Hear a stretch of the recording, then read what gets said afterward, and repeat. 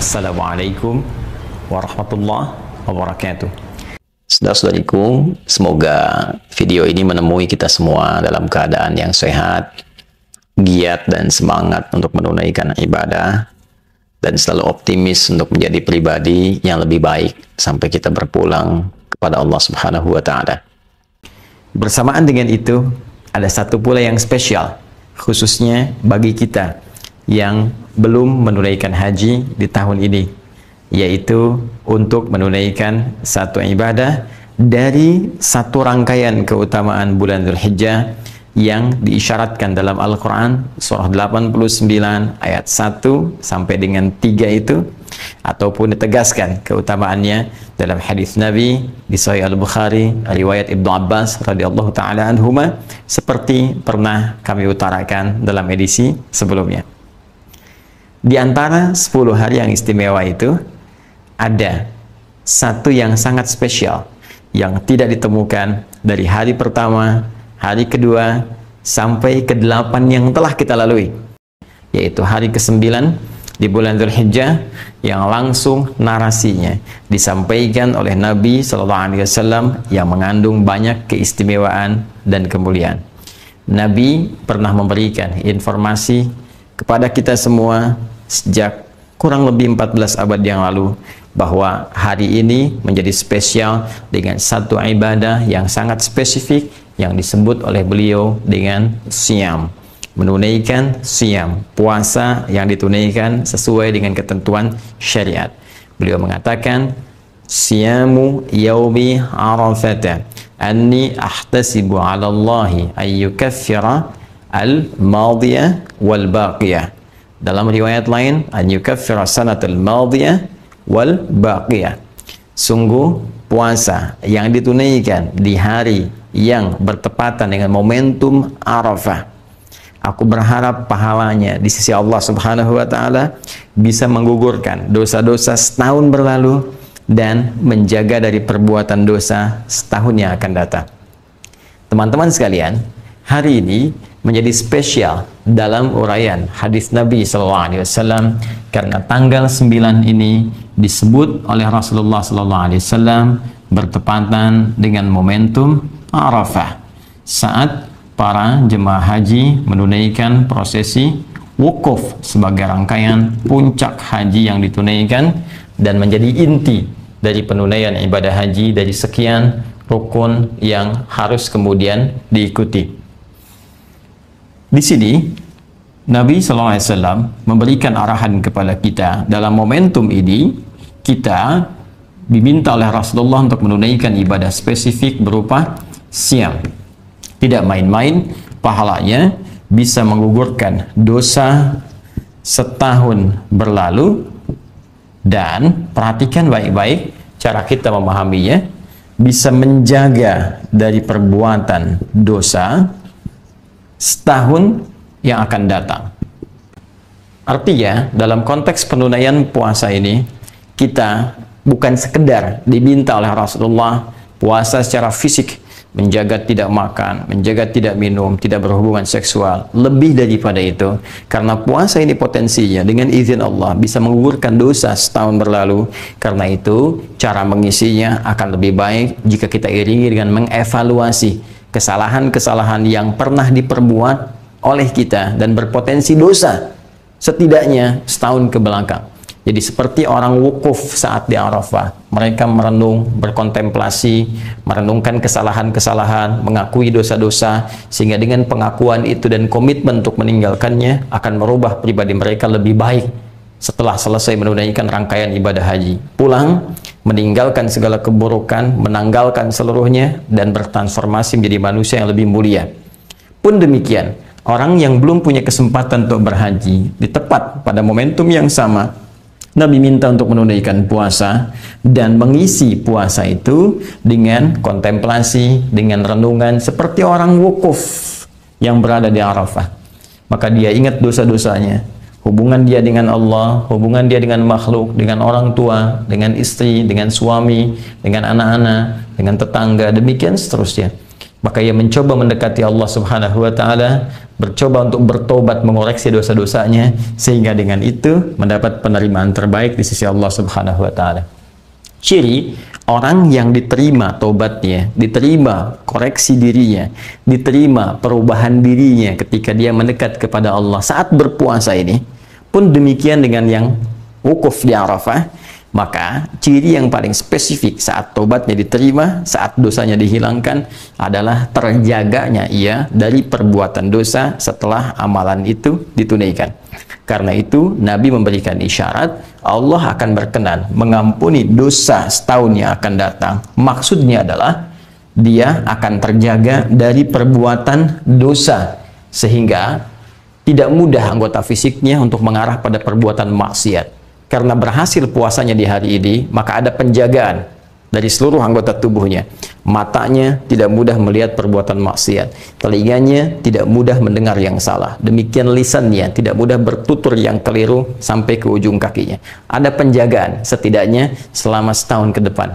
Kalau dibiasakan, maka tiap tahun akan terjaga, dan transformasinya akan melahirkan nilai-nilai kebaikan pada setiap sifat dan sikap yang terbawa dari aktivitas manusia yang paripurna ini. Jika demikian, boleh jadi ada banyak orang yang berhasrat untuk menunaikan puasa di hari ini, tapi belum tentu berhasil menjalaninya jika sekedar hanya menahan lapar, haus, dan kebutuhan biologis atau seksual saja. Karena itu, isi hari ini dengan banyak merenung, banyak berkontemplasi, mengoreksi diri. Dan buktinya akan terlihat setelah kita melalui ibadah yang kita tunaikan sebagai puasa bertepatan dengan momentum Arafah di hari ini. Jika setelah puasa ini belum mampu kemudian lahir penjagaan-penjagaan tadi, ini menunjukkan ada yang kurang berhasil dalam puasa yang ditunaikan itu. Maka mari buktikan kepada Allah bahwa alhamdulillah kita diberi kesempatan tahun ini. Ini hanya datang setahun sekali. Ya, momentum perubahan, momentum taubat, momentum penerimaan hanya setahun sekali. Jika kita tidak dapat di tahun ini, kita harus tunggu tahun depan. Karena itu, mari kita berjuang, berikhtiar, dan membuktikan kepada Allah dengan kesungguhan kita bahwa semua yang diberikan kepada kita, kesempatan yang mulia ini, kita bisa maksimalkan dengan sebaik-baiknya. Yang terakhir, teman-teman sekalian, seperti orang yang wukuf di Arafah, punya potensi untuk banyak dikabulkan doanya. Karena itu, selain mereka beristighfar, mengoreksi diri, memperbaiki diri, juga semua orang wukuf seluruhnya 100% sudah otomatis akan memanjatkan doa kepada Allah, bermunajat dengan penuh kekhusyuan untuk memohon segala hajat kebaikan dunia dan akhirat. Pun demikian, hari ini momentumnya diserupakan oleh Nabi Shallallahu Alaihi Wasallam, esensinya dari segi esensi seperti orang wukuf di Arafah. Nabi bisa mengatakan puasa pada tanggal 9 Dzulhijjah, puasa di hari ke-9-nya. Tapi Nabi menegaskan siyam yaumi Arafata, puasa yang bertepatan dengan momentum Arafah, di hari saat orang wukuf di Arafah. Karena itu, seperti orang wukuf banyak berdoa kepada Allah, maka setidaknya kita pun isi hari ini dengan memohon. Banyak berdoa kepada Allah, minta kebaikan-kebaikan. Wa minhum may yaqulu rabbana atina fid dunya hasanah wa fil akhirati hasanah wa qina adzabannar. Ini yang diajarkan doanya langsung oleh Al-Qur'an di surah kedua Al-Baqarah, itu di ayat ke-201. Dan di antara orang-orang itu manusia banyak yang meminta kepada Allah supaya diberikan kemuliaan dunia dan kebaikan akhirat.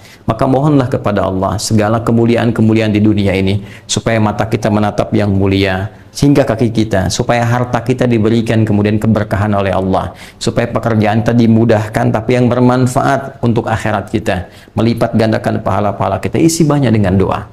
Kalau ingin lebih spesifik misalnya, kapan orang wukuf di Arafah? Tanggal 9-nya jam berapa tepatnya? Pasti setelah matahari tergelincir, masuk waktu zuhur, mereka melakukan sholat, jamaah dengan asarnya. Setelah itu banyak beristighfar, berdoa. Jika kemudian kita konversikan, mungkin di sana masuk misalnya jam 1, taruhlah sudah tiba waktunya, maka tambahkan dengan 4 jam di sini, jatuhnya jam 5 atau 1 jam sebelum maghrib misalnya. Kalau kita ingin serupakan waktunya, kalau kita ingin bebas, maka mulai detik ini sampai dengan berakhir menjelang maghrib, potensi luas untuk berdoa. Tapi kalau momentumnya kita ingin dekatkan, kita bisa ambil misalnya waktu menjelang maghrib, kita duduk untuk bermohon, kita khusyukkan diri kita dengan penuh keyakinan, dan semoga dengan itu Allah bukan hanya mengampuni dosa kita, tapi mengabulkan seluruh hajat kita. Siam, puasa itu yaumi arafata, yang dilakukan ya pada, nah ini waktunya. Jadi di sini dzaraf menunjukkan kepada waktu. Ada yang memahami yaumi arafah tepat saat orang berwukuf, waktunya orang wukuf di Arafah. Ada yang memahami di penanggalan yang sama dengan orang wukuf. Jadi kalau sana tanggal 9, tempat lain tanggal 9, walaupun berbeda momentumnya, di sana wukuf, di sini misalnya belum nyampe, maka sama-sama ketika dipahami tanggal 9 ya, itu dimaksudkan pada harinya, tanggal 9 Zulhijjahnya. Jadi bagi orang yang wukuf, dipahaminya saat wukufnya, di waktu setempat, saat wukufnya, tanggal 9. Ya. Bagi orang yang tidak wukuf, ya tinggal dilihat bagaimana kemudian keadaan di sekitarnya, tempat setempatnya. Ya, kalau dia bersamaan misalnya, samaan dengan orang yang wukuf, tanggal 9-nya sama, di waktu yang serupa, harinya sama, maka saat wukuf, sini pun kemudian menunaikan puasa. Tapi kalau misalnya perbedaannya di sana, hilal sudah masuk waktunya, sudah tampak, dari segi hisab juga sudah tampak misalnya kan, atau di tempat lain hisabnya belum masuk misalnya, ru'yatnya nggak tampak, maka boleh jadi bisa berbeda. Di sana tanggal 9-nya hari A, di sini hari B misalnya, maka yang diambil waktunya. Ya, diambil apa? Waktunya. Tuh. Di puasa yang ditunaikan pada tanggal 9 Dzulhijjah itu, di saat orang-orang yang wukuf di Arafah, siyamu yaumi Arafah, di hari orang-orang saat wukuf di Arafah, ya kan? Tanggal berapa? Tanggal 9. Ketika di tempat lain didapatkan tanggal 9, di tanggal 9 Dzulhijjah, di sana wukuf, sini puasa. Itu yang dimaksudkan. Jadi yang di sana sedang berwukuf, di sini puasa. Nah, ini bukan puasa biasa. Tidak sama dengan puasa biasa. Ya. Puasa-puasa baik dari segi waktunya pun dari segi penekanan amalannya. Saya ulang ya, baik dari segi waktunya spesifik tanggal 9 Dzulhijjah atau dari segi penekanan amalannya. Baik ya? Jika kita masuk ke bulan Ramadan misalnya, apa yang ditekankan di bulan Ramadan? Ya, mendekati Allah Subhanahu wa taala lewat peningkatan amal saleh, kan? Menahan nafsu, mengondisikan jiwa, kemudian tingkatkan ibadah kita siang dan malam dan seterusnya. Yang ini spesifik, teman-teman. Ada tafsirnya langsung dari Nabi sallallahu alaihi wasallam. Apa tafsiran dari Nabi? Perhatikan kalimatnya. Anni ahtasibu 'ala Allah Subhanahu wa taala. Sungguh aku berharap pada Allah Subhanahu wa taala, di antara pahala dari puasa ini adalah yukaffiru sanatil lati qablahu atau ba'daha, di riwayat Muslim ya. Dan juga di At-Tirmidzi, wa sanatil lati qablahu. Jadi aku berharap bisa menggugurkan dosa-dosa setahun. Ya. Gugur dosa setahun yang akan datang, oke, dan setahun yang telah berlalu. Saya akan agak pelan-pelan menerangkan di sini. Keutamaan puasa tanggal 9 Dzulhijjah. Bila orang berhaji, dia berwukuf di sana. Orang yang tidak berhaji, dia berpuasa. Dan di sini inti haji, al-hajju Arafah. Dan di sini inti untuk mendapatkan mabrur bagi orang puasa. Kata Nabi, orang-orang yang berpuasa di tanggal 9 Dzulhijjah ini, ya kan? Aku sangat berharap kepada Allah untuk memberikan pahalanya, keutamaannya, ya kan? Selain pahala yang Allah berikan berupa nilai-nilai kebaikan, keutamaannya apa? Ya, yukaffiru sanatil lati ba'daha wa sanatil lati qablaha. Atau kama qala Rasulullah sallallahu alaihi wasallam, bisa menggugurkan, menghapuskan dosa-dosa setahun yang akan datang. Nah, ini bagaimana memahaminya nih? Ya?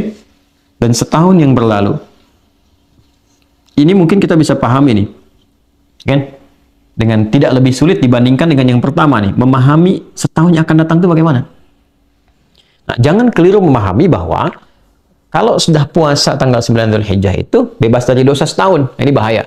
Kan? Bahaya kalau pemahamannya begitu. Ntar orang korupsi dianggap biasa saja karena udah bebas dari dosa. Ya kan? Nyuri sendal bahkan di masjid dianggap biasa. Karena apa? Karena merasa sudah diampuni dosa. Bukan itu yang dimaksudkan. Yang dimaksudkan adalah, perhatikan baik-baik, orang yang puasa di tanggal 9, dia memusatkan amalan untuk introspeksi. Muhasabah. Seperti orang yang wukuf di Arafah. Ini kuncinya. Di saat orang wukuf di Arafah, dia mengenal dirinya, mengenal Allah Subhanahu wa Ta'ala, mengenal lingkungannya, memahami kenapa dia sebelumnya jauh dari Allah, mengoreksi diri, introspeksi dirinya, muhasabah. Makanya dia banyak bertobat, banyak istighfar kepada Allah Subhanahu wa Ta'ala, banyak berdoa, banyak memohon kebaikan. Nah, di saat yang sama, ketika orang tidak berhaji, dia puasa. Di tanggal 9 ini, dia melakukan hal yang serupa dengan orang haji. Apa yang dia lakukan? Dia introspeksi diri. Dia bermuhasabah, dia merenung. Ya. Walaupun dia tidak wukuf seperti orang haji, ya, tapi di tempatnya saat dia menunaikan puasa itu dia mengoreksi dirinya, mengevaluasi dirinya. Apa perjalanan setahun ke belakang minimal yang bisa direview? Hubungan dia dengan Allah misalnya yang kurang, dia bermunajat, kurang mendekat kepada Allah, kurang rakaat dalam salat, tuntutan dunia banyak, tapi bekal akhirat sedikit. Kewajiban menunaikan perintah Allah tidak terlaksana dengan baik. Dia evaluasi, apa yang membuat kita selama ini jauh dari Allah? Apa yang menghambat saya menunaikan salat dengan baik? Bangun malam untuk dekat dengan Al-Quran. Apa yang menghambat semua? Introspeksi diri. Introspeksi. Dan ini nggak mungkin bisa dilakukan kalau nggak ada persiapan dari sebelumnya. Makanya tanggal 1 Dzulhijjah, 2 Dzulhijjah itu penting dibangun persiapan supaya tanggal 9 optimal. Karena penekanannya di sini. Penekanannya di sini.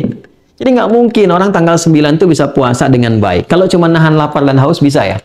Nahan lapar dan haus dari mulai ya fajar sampai dengan maghrib, insya Allah bisa dilakukan. Tapi kalau menjalani puasanya seperti ini dan introspeksi diri, menata diri lebih baik, melihat tautan-tautan dengan sekitarannya, memperbaiki, mendekati Allah dengan ya semaksimal yang bisa dia lakukan, itu nggak mungkin bisa dilakukan tiba-tiba tanggal 9 begitu, nggak bisa. Kecuali ada persiapan sebelumnya. Dia tingkatkan bacaan Qur'annya, dia latihan puasa sebelumnya, sehingga puncaknya ketika tanggal 9 Dzulhijjah. Puasa dia di momentum ini, dia merasakan kenikmatan yang tidak dirasakan sebelumnya. Di titik itulah kemudian muncul kesadaran untuk mendekati Allah Subhanahu wa Ta'ala. Maka apa yang terjadi? Ya, saat dia punya kesadaran, dia merasakan kedekatan lebih dengan Allah ketika dia berbuka, suasana lebih tenang, lebih nyaman. Dan saat merasakan kenikmatan, kenyamanan, kebaikan itu dia bertakbir. Persis sama seperti orang meninggalkan padang Arafah menuju Muzdalifah. Dia berzikir. Ya, berzikir. فَإِذَا أَفَضْتُمْ مِنْ عَرَفَاتٍ فَاذْكُرُوا اللَّهَ عِنْدَ الْمَشْعَرِ الْحَرَامِ. Kalau kamu sudah selesai di Arafah, kata Allah, ya, coba dicek di Quran surah Al-Baqarah, ya, dari ayat 198 sampai 199 itu.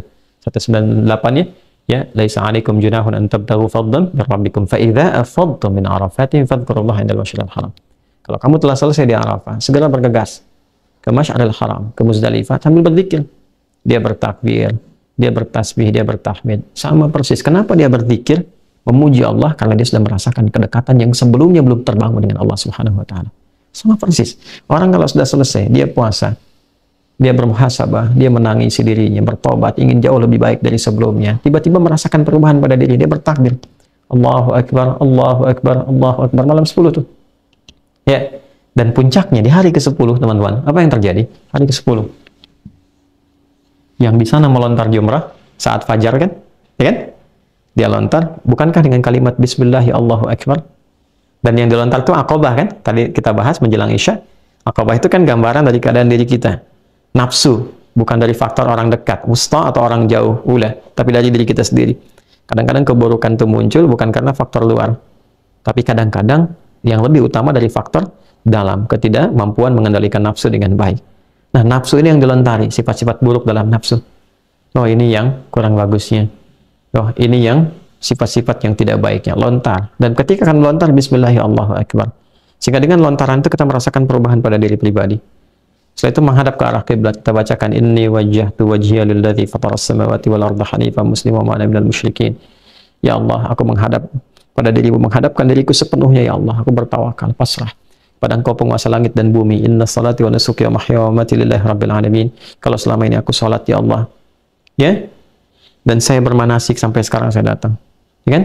Saya hidup selama ini, bahkan saya wafat sekarang pun saya pasrah. Sekarang saya menyadari hakikat kehidupan saya pasrah kepadamu.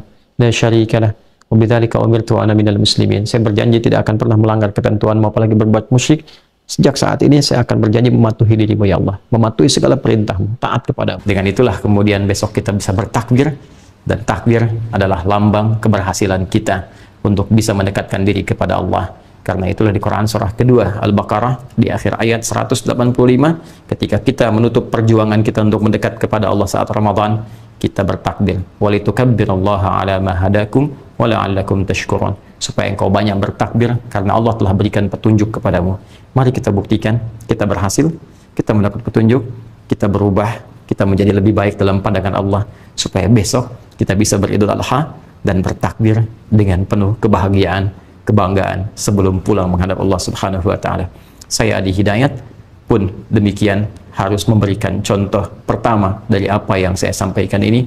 Maka saya bermohon maaf kepada saudara-saudariku dimanapun Anda berada atas setiap sifat, sikap, tutur, perbuatan yang sudah pasti akan terjadi banyak kekeliruan, kesalahan dari apa yang pernah saya perbuat. Saya memohon maaf yang sebesar-besarnya dengan penuh segala kerendahan hati mewakili keluarga besar kami, dan dengan itu pula saya ingin menyampaikan hal yang paling utama, semoga Allah memuliakan kita, semoga Allah memaafkan segala kesalahan kita, mengampuni dosa-dosa kita, dan saya pun membebaskan, memaafkan segala hal-hal yang terkait dalam kehidupan supaya kita bisa lebih nyaman menghadap kepada Allah Subhanahu wa taala.